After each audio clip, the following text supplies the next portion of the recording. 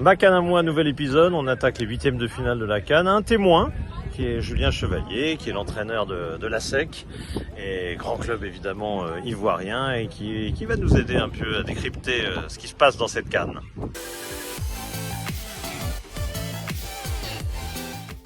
Alors Julien, ma CAN à moi, c'est raconter un petit peu cette CAN de l'intérieur. Comment tu la vis toi en tant qu'entraîneur? Évidemment la compétition ivoirienne est à l'arrêt. Comment tu vis cette CAN? Un observateur privilégié ou détaché parce que tu t'occupes de ton équipe en priorité? On est beaucoup sur notre équipe le matin, mais après on suit toutes les rencontres. Et puis un peu plus, on est attaché à l'équipe nationale déjà. Après on a des amis un petit peu dans plusieurs staffs, donc ça fait pas mal de matchs intéressants à suivre. Et c'est vrai qu'on a eu un beau premier tour, très animé, et puis qui a duré très longtemps avec beaucoup de suspense. Donc c'était passionnant, mais on essaye de mixer les deux parce que nous, il ne faut pas qu'on oublie notre préparation. Donc on est sur le terrain au soleil toute la matinée, puis l'après-midi à la clim pour regarder les matchs. Alors venons-en à ces huitièmes de finale. Évidemment, ils sont le produit de toutes les surprises qu'on a eues. Lors du premier tour, retrouver des leaders de groupe comme l'Angola, la Guinée équatoriale, le Cap-Vert, évidemment c'était pas tout à fait attendu. Ça révèle une vraie évolution du football africain. Il y a la même dans les clubs ou c'est un épiphénomène? Non, mais tout le monde essaye de s'améliorer, de travailler de plus en plus.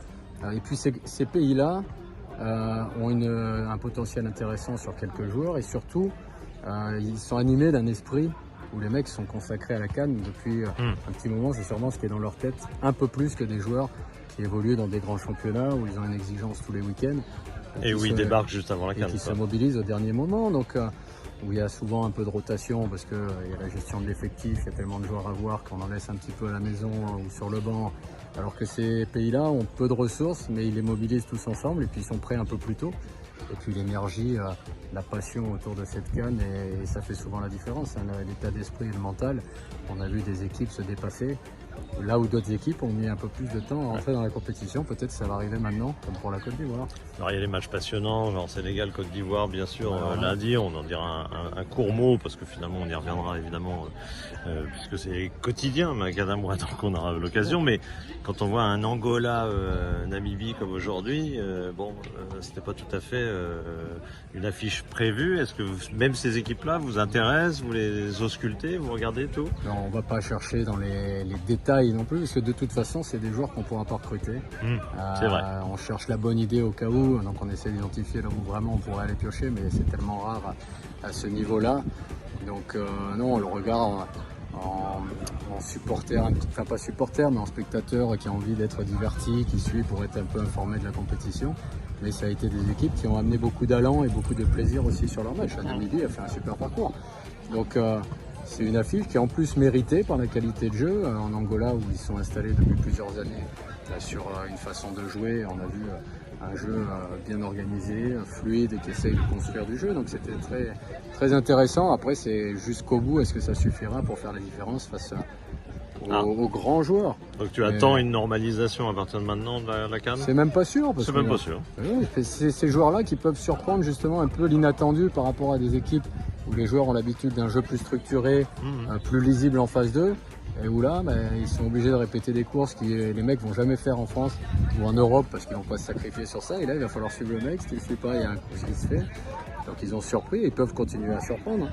Donc parce qu'en plus, avec l'enthousiasme qui se crée autour dans leur groupe, ça peut amener des belles choses sur le terrain. Donc ça va être des matchs intéressants et puis c'est des équipes qui ont en plus mérité d'être là. Donc on peut pas s'en plaindre.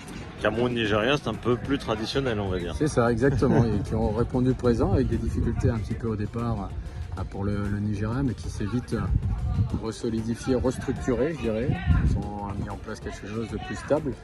Et puis le Cameroun qui a fait du Cameroun, de l'euphorie, de l'énergie jusqu'au bout, et avec un super état d'esprit. Donc autant c'est une équipe qu'au départ faisait douter un petit peu, mais quand on voit son dernier match, on est très content de l'avoir qualifié et que ça va donner une super affiche à aller voir. Et d'ailleurs, je serai au stade.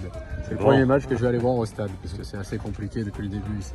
Et puis on termine avec pas deux coups de cœur, mais enfin deux choses qui te rapprochent un petit peu. On va parler évidemment de la sélection ivoirienne, mais un petit mot sur Sébastien Desabre aussi, auquel tu dois en partie le fait d'être en Afrique. Oui, tout à fait. Le petit réseau de Sébastien, on va reconnaître les deux. Parce que qui un dimanche lien, en tout cas avec la RDC joue l'Égypte. oui, qu'on a suivi du coup depuis le début. Donc c'est vrai qu'on avait quelques matchs qui vraiment nous intéressaient d'un peu plus près. Leur dernier match a été un peu plus fermé, mais parce que justement ils voulaient se qualifier, mais on est justement content qu'ils soient encore qualifiés et que là on a une superbe affiche. Donc voilà, c'est tous les matchs qu'on va suivre. On s'est salué déjà, donc je ne vais pas le faire ici spécialement, mais du coup ouais, on suit ces équipes aussi. Le Cameroun avec Sébastien Minier qui est dans le staff de Rigo Bersong. C'est un peu ce trio, enfin ce duo qui m'a amené ici. Donc ils ont ouvert la voie avant moi, ils ont découvert des choses où ils m'ont rassuré après. Donc non, c'est sympa, c'est des petits clins d'œil et des gars qu'on soutient pour cette compétition. Et pour finir, on parle un peu de la Côte d'Ivoire, pas tellement pour analyser ce qui s'est passé, mais plus pour se projeter en tant qu'entraîneur. Là, il y a un métier et un job d'entraîneur à faire sur ce match contre le Sénégal extraordinaire, non? Est-ce que c'est un job d'entraîneur d'ailleurs? C'est pas certain plus que ce soit un préparateur psycho. Oui, c'est dans les esprits, mais les événements peuvent aussi aider à ça, à se remobiliser. On dit toujours, dès qu'on a touché le fond, il n'y a plus qu'à pousser. Là, si on ne comprend pas qu'il faut faire preuve d'un peu plus d'humilité, un peu plus de sacrifice collectif, parce que c'est sûrement un peu ce qui a manqué, est-ce que d'autres équipes qui performent, qui ont fait des résultats surprenants de l'extérieur, ont mis en place sur le terrain? Donc là, c'est l'occasion rêvée. En jouant le Sénégal, personne ne leur en voudra, mais par contre, ils peuvent créer un truc fantastique. Puis après, on sait qu'au football, sur un match, tout est possible.